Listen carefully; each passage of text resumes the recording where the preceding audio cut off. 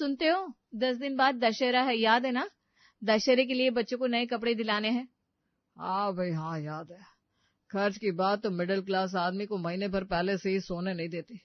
भूलूंगा भी कैसे? ऐसी बात क्यों करते हैं? मुझे पता है मिडिल क्लास लोग हैं हम, लिमिटेड पैसा है हमारे पास, इसीलिए सिर्फ बच्चों को कपड़े दिलाने के लिए कह रही हूँ। हमारा तो मैनेज हो ही जाएगा। त्योहार के दिन भी बच्चे पुराने कपड़े पहने अच्छा थोड़ी ना लगता है। एक बात बताओ, अभी दशहरा है, 15 दिन बाद दिवाली आएगी, फिर तुम दिवाली पर भी बच्चों के लिए नए कपड़े लेने की बात करोगी, और दिवाली पर वैसे भी दुनिया भर का खर्च रहता है। अब कौन सा दशहरा पर हम लोग मेला देखने के लिए कहीं जाते हैं कि बच्चों को नए कपड़े ही चाहिए? मैं तो कहता हूँ ये दशहरे वाले कपड़े कैंसिल कर दो, दिवाली के समय देख लेंगे। अच्छा चलो ठीक है, जैसा आपको। अच्छा ये बताओ, दिवाली के समय तो बोनस आएगा ना आपका? हाँ आएगा तो सही। चलो अच्छा है, कम से कम तब खर्च के बारे में सोचना नहीं पड़ेगा। दोनों बच्चों के लिए नए कपड़े, माँ जी के लिए भी कुछ भिजवा देंगे। और हाँ, आपको भी ऑफिस जाना होता है, तो आप भी अपने लिए एक जोड़ी कपड़े ले ही लेना। आपकी बहन के यहाँ भी मिठाई और गिफ्ट देना पड़ेगा। और सुनो ना, एक चादर भी ले लेते हैं। और करवा चौथ भी आ रहा है तो। दिवाली पर बोनस मिलेगा लेकिन आधा। अभी माहौल बड़ा टाइट चल रहा है, नौकरी बचाना ही मुश्किल होता जा रहा है, बोनस की क्या ही बात करें। ज्यादा बोनस की उम्मीद मत रखना। और तुमने खर्च इतना बता दिया जैसे कुबेर का खजाना हाथ लगने वाला हो। सोच समझ कर खर्च करना पड़ेगा भाई, वरना कुछ नहीं कर पाओगी। मैं ऑफिस के लिए निकल रहा हूँ, तुम ऐसा करो, जो खर्च बहुत जरूरी है उसकी एक लिस्ट बना लो। मैं पहले ही समझा रहा हूँ, इतना खर्चा हम नहीं कर पाएंगे। हाँ। शुभम अपना टिफिन लेकर निकल गया और पत्नी मीरा को गहरी उठापटक में छोड़ गया। अगले कई दिनों तक बेचारी मीरा यही सोचती रही कि आखिर जरूरी सामानों की बनाई हुई इस लिस्ट में से किसका सामान कम कर दे ताकि उसका बजट ना बिगड़े। चलो कोई बात नहीं, मेरी साड़ी नहीं आएगी तब भी काम चल जाएगा। इतनी साड़ियां पड़ी है अलमारी में, कोई भी साड़ी पहनकर पूजा कर लूंगी। बच्चों के कपड़े दिलाना ज्यादा जरूरी है। माँ जी के कपड़े भी लेने पड़ेंगे। चादर और पर्दे अगले महीने देख लूंगी। दीदी के यहाँ भी इस बार बस आधा किलो मिठाई से काम चला लेते हैं। अरे लेकिन शुभम के कपड़ों के लिए अभी भी बजट नहीं बचा।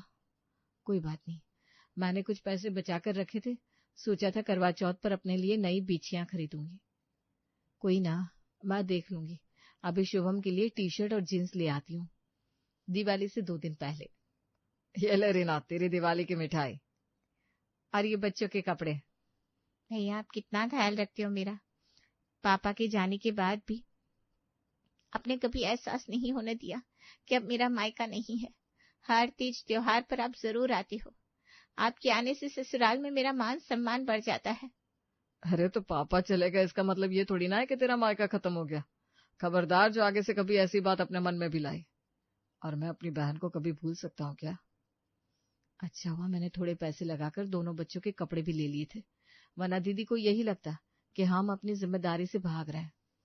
थोड़े पैसे खर्च हुए लेकिन कोई बात नहीं, दीदी के चेहरे की खुशी देखकर बहुत अच्छा लग रहा है। देखते ही देखते दीपावली का त्योहार आ गया था। अपनी बनाई हुई लिस्ट के मुताबिक एक एक पैसा गिन गिन कर खर्च करने के बाद भी त्योहार के बाद घर में मानो सूखे जैसी स्थिति हो गई थी। एक बात बताओ मीरा, तुम्हें पहले ही बताया था ना कि त्योहार पर घर में हिसाब से खर्च करना। अरे भाई, जितनी चादर है उतना ही पैर पसारोगी ना। अब तुम्हारे ये त्योहार पर चमक दमक करने के चक्कर में ना दिवाली के बाद एकदम ठन ठन गोपाल हो गया हूं मैं। दिवाली नहीं, दिवाला निकाल दिया तुमने मेरा। जो बोनस मिला था वो तो पूरा खर्च हो ही गया। तनख्वाह में से भी जो थोड़े बहुत पैसे बचे थे उनका भी कहीं अता पता नहीं लग रहा। तुम्हारा क्या है, घर में बैठ के लिस्ट बनाकर थमा देती हो। पैसे कहीं पेड़ पर लगते हैं क्या? ये लंबी लंबी लिस्ट जो मुझे थमाती हो रोज, उसे खरीदने के लिए बहुत सारे पैसे खर्च करने पड़ते हैं। जो कमाने जाता है उसे समझ में आता है, तुम्हें क्या पता पैसा कितनी मेहनत से कमाया जाता है। तुम ऐसी बात क्यों कर रहे हो शुभम? तुम ऐसी बातें क्यों कर रहे हो शुभम? मैंने कौन सा खर्चा तुमसे बिना बताए किया? सब कुछ डिस्कस करके ही किया ना हमने। तुम्हारी बातों से लग रहा है जैसे मैंने सारा पैसा अपने ऊपर उड़ा दिया हो। इतनी बातें मुझे सुनाने से पहले एक बार गौर कर लिया होता तो शायद तुम्हें समझ में आता कि जितने भी पैसे खर्चे हुए हैं दिवाली पर, सब आप लोगों के लिए हुआ है। मैंने अपने लिए 2 रुपए का सामान नहीं खरीदा, उसके बाद भी मैं ही गलत हूं ना।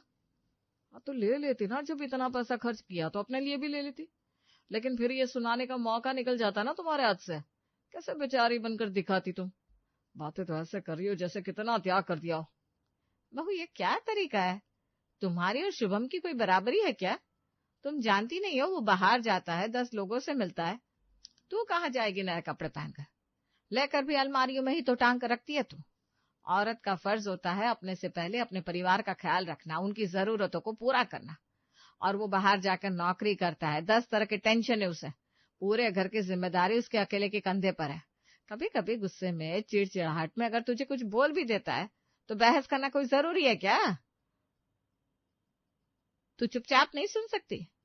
अरे जब जेब में पैसा नहीं होता बेटा तो मन से चिड़चिड़ाहट ही निकलती है। ठीक है माँ जी, कोई बात नहीं, मैं कुछ नहीं कहूंगी। सुबह के समय। अरे यार मीरा, तुम बहुत अच्छी तरह जानती हो ना, बिना घी लगी सूखी रोटियां मेरे गले से नीचे नहीं उतरती। फिर क्या सोचकर मेरी थाली में सूखी रोटियां लाकर रख दी तुमने? सुबह सुबह इंसान ऑफिस जा रहा है, लेकिन तुम्हें तो जब तक मूड खराब ना कर दो चैन ही नहीं पड़ता।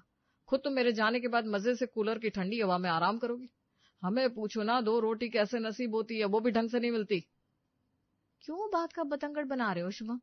महीने के बीच में घी खत्म हो गया, तुमने जो खर्च के लिए पैसे दिए थे वो भी खत्म हो चुके हैं, इसलिए मैंने तुमसे पैसे नहीं मांगे। मुझे लगा क्यों बर्डन डालना, कुछ दिन बिना घी के काम चला लेते, और तुम उल्टा मुझे बातें सुना रहे हो। हाँ तो हाथ रोक कर घी खर्च करना चाहिए था ना। कैसे महीने के बीच में खत्म हो गया घी? हाउस वाइफ हो, आटा, तेल, घी, नमक, बस यही गिनी चुनी 4 चीजों का हिसाब रखना होता है तुम्हें, उसमें भी सिर्फ बहाने बनाती रहती हो। मेहरबानी करके थोड़ा ध्यान घर के कामों में भी लगाया करो, घर के काम निपटाओ। सहेलियों के साथ सिर्फ गप्पे मारना, बस यही काम है रोज का। लेकिन शुभम। बहस नहीं यार, थोड़ा फोकस करो। वैसे भी कुछ नहीं कर रही हो, लेकिन जो कर रही हो उससे तो ऐसा करो कि कोई उंगली ना उठा सके। मीरा की आंखों में आंसू डबडबा आए थे, लेकिन वो जानती थी अगर उसने अभी कुछ भी बोला तो सास अनुपमा उसे ही सारी परेशानी के लिए जिम्मेदार ठहरा देगी, इसलिए चुपचाप वो जाकर रसोई में अपना काम करने लगती है। अगले महीने घर खर्च की डायरी पढ़ते हुए। ये क्या है? 3,000 का देसी घी ला रही हो तुम महीने में? हद होती है यार, थोड़ा बजट में रहना सीख लो। हद तो तुमसे होती शुभम, अगर एक दिन भी घी लगी रोटी ना मिले तो तुम पूरा घर सर पर उठा लेते हो। अब अगर घी खाना है तो खरीदने में पैसा तो खर्च होगा ही ना। क्यों भाई, क्यों होगा खर्च? तू घी घर में नहीं बना सकती? हमने तो कभी बाजार से खरीद कर घी नहीं खाया। माँ जी, बजट कम करने के चक्कर में टोन दूध आता है हमारे घर में, और आपकी जानकारी के लिए बता दूं, उसमें से भी घी नहीं निकलता। अब या तो दूध में पैसे बचा लो या घी में, दोनों काम एक साथ तो नहीं हो सकते। तेरे लुगाई को तो बस हाथ भर की जुबान चलानी आती है, ना तो इसे हाथ खींच कर घर चलाना आता है, ना नौकरी करके 4 पैसे कमाना। मेरी बेटी को देख ले, कोई चिक चिक नहीं है उसके घर में। दामाद बाबू को पैसे कमा कर दे रही है तो वो भी खुश रहते हैं। बेचारा मेरा बेटा तो दबा जा रहा है तुम्हारे खर्चों में। ऐसा लग रहा है इस घर में सबसे ज्यादा मैं ही फिजूल खर्च कर रही हूँ। ठीक है, आज से मैं अपनी चाय, कॉफी, घी, दूध सब बंद कर दूंगी। आधा किलो दूध कम आएगा तो कुछ तो बचेगा। कुछ दिन बाद। माँ जी, मैं थोड़ी देर के लिए अपनी सहेली के यहाँ जा रही हूँ, लौटते हुए बच्चों को स्कूल से लेते हुए आ जाऊंगी। अरे घर में इतने काम पड़े हैं, अब मैं कुछ बोलूंगी तो कहेगी मैंने टोक दिया। जा भाई जा। मीरा अपनी सहेली निर्जा से मिलने के लिए घर से निकल गई थी। अभी घर से बाहर ही पहुंची थी कि उसे याद आया वो अपना मोबाइल फोन घर पर भूल गई है। मीरा तेज कदमों से चलते हुए वापस घर पहुंचती है तो अंदर से सासू माँ की उनकी बेटी से बात करने की आवाज उसके कान में पड़ती है। अरे बेटा क्या बताए, यहाँ के हाल चाल तो बस ऐसे है, किसी को बताने लायक भी नहीं है। घर में काम ही क्या है, 2 रोटी बनाओ और निकल जाओ सहेलियों के साथ घूमने। खुद मजे कर रही है और मेरे बेटे से बहस करती रहती है। जरा सा हाथ खींच कर चलना नहीं आता इसे। ना ये तो गलत है, भाभी कुछ समझना चाहिए।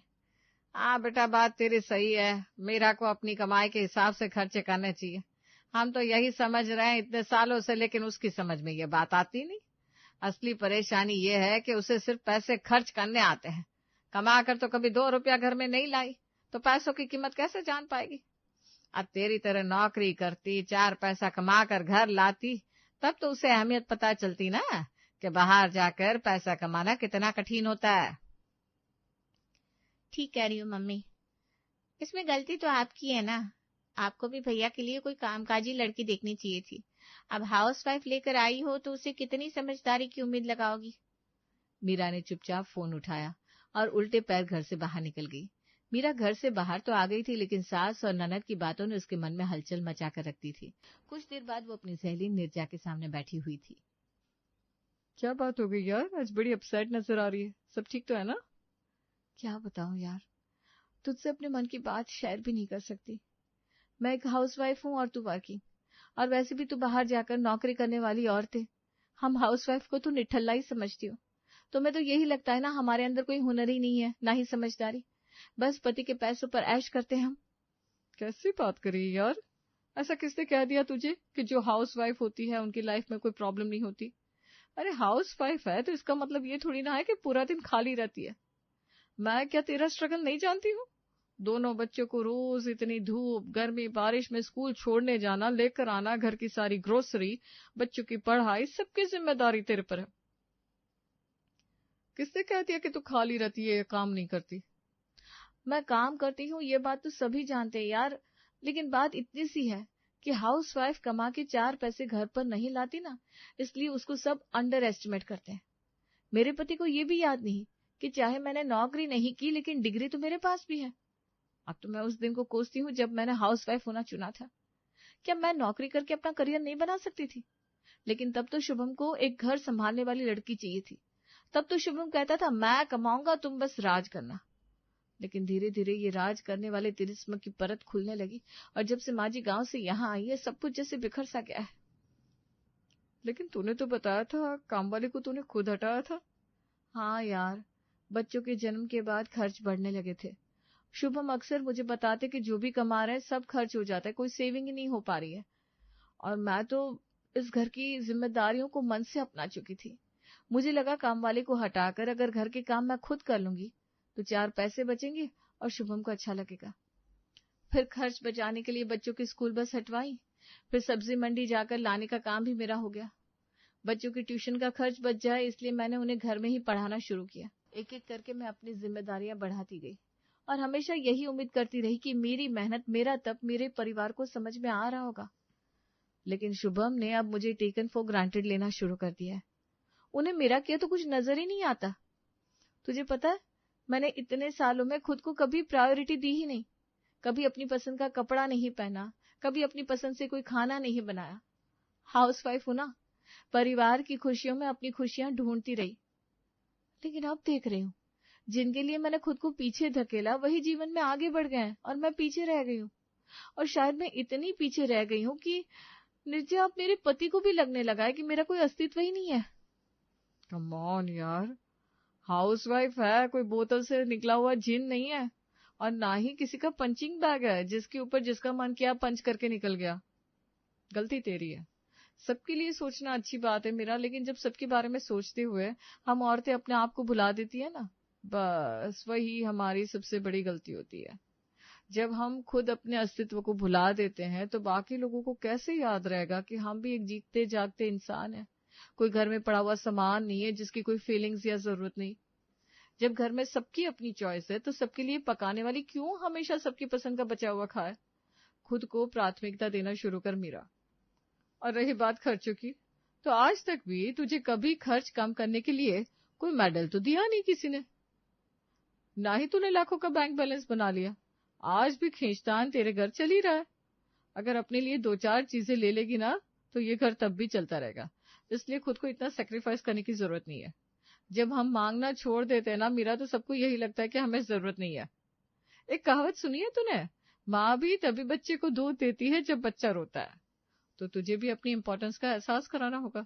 चुपचाप सब बर्दाश्त करने से सिर्फ तू अपनी मेंटल हेल्थ खराब कर रही है। क्या बताओ यार, अपने लिए कुछ भी करने के लिए जाती हूँ ना तो शुभम की बातें याद आने लगती है। उनका बात बात पर बजट के लिए चिड़चिड़ाना, घर के खर्चे पूरे ना होने पर फिजूल खर्ची के लिए मुझे दोष देना। इसलिए अपने ऊपर एक भी पाई खर्च करने से पहले मेरा दिल कचोटने लगता है। तू पढ़ी लिखी है। 24 में से 25 घंटे अपने परिवार की सेवा करेगी ना, तब भी सबका व्यवहार ऐसे ही रहने वाला है। अभी भी समय है, अपनी एजुकेशन और नॉलेज का सही इस्तेमाल कर। अरे इतनी टैलेंटेड थी तू कॉलेज में, डांसिंग, पेंटिंग, मैथमेटिक्स, हर सब्जेक्ट में कमांड था तेरा। कुछ भी कर, लेकिन अपने लिए जीना शुरू कर दे। दिन में कुछ घंटे अपने लिए निकालना शुरू कर दे। जब अपने आप को समय देगी ना तभी बेहतर फील करेगी। और फिर एक बार तरोताजा होने के बाद सोचना कि तुझे कैसे अपने पैरों पर खड़ा होना है। बाहर जाकर काम करना न करना तेरी चॉइस है। अगर तू नहीं कमा रही फिर भी पूरे परिवार को इतने सालों से संभाल रही है, तुझे पूरा अधिकार है अपने लिए थोड़ा खर्च करने का। अपने मन से बोझ हल्का कर ले मेरी दोस्त। सहेली से बात करने के बाद अभी मीरा को काफी हल्का महसूस हो रहा था। घर आकर, सुन, गेहूं मंगवा दिया है, बच्चों को खाना खिला दे, उसके बाद गेहूं धोकर डाल देना। माँ जी गेहूं नहीं, अब से हम आटा लेकर आएंगे, और ये पूरी पूरी दोपहरी घर के कामों में बिताने के बजाय अब से मैं दोपहर के समय में पेंटिंग क्या करूंगी। अपना पेंटिंग का सामान लेकर आई हूँ। बहुत साल हो गए, मैं तो भूल भी गई कि मुझे ये सब आता भी है। ला जी, यहाँ पाए पाए का खर्चा गिन गिन कर चला रहे हैं, और महारानी हजारों रुपये इस पेंटिंग में फूंक कर चली आई। अब तेरी उम्र रह गई है क्या ये सब करने की? माँ जी, पूरा दिन खुद आप लोगों पर खर्च करती हूँ मैं, कुछ घंटे अपने ऊपर भी खर्च कर सकती हूँ कि नहीं? प्लीज जल्दी खाना खा लीजिए, मुझे काम है। देखो तो कैसे तेवर दिखा रही है। ये पेंटिंग घर के कामों से ज्यादा जरूरी हो गई क्या?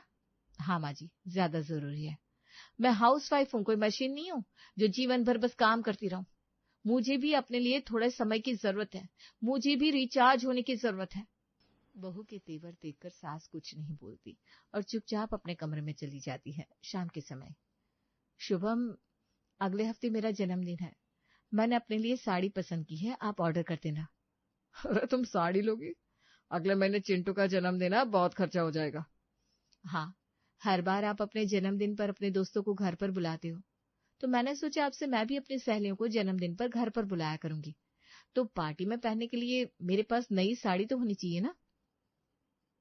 मम्मी बिल्कुल ठीक कह रही है पापा, हम सब भी तो अपने अपने बर्थडे पर नई ड्रेस लेते हैं, कितना मजा आएगा जब मम्मी भी बर्थडे पार्टी करेगी। अरे यार, क्या जरूरत है किसी को भी घर पर बुलाने की। तुम वो अपना बादाम वाला हलवा बना लेना, उसी को शाम को काट लेंगे, और फिर चिंटू का बर्थडे आ रहा है ना, उसी समय अपनी सहेलियों को घर पर बुला लेना। दावत ही तो देनी है ना तुम्हें। कैसे बात करते हो शुभम? चिंटू के जन्मदिन में चिंटू के दोस्त आएंगे, मेरे जन्मदिन में मेरे, और जब बाकी सबके जन्मदिन में केक बाजार से आता है, तो मेरे जन्मदिन में बादाम का हलवा क्यों बनेगा? मीरा की आंखों में आंख डालकर सवाल करने पर शुभम के पास अब कोई जवाब नहीं था।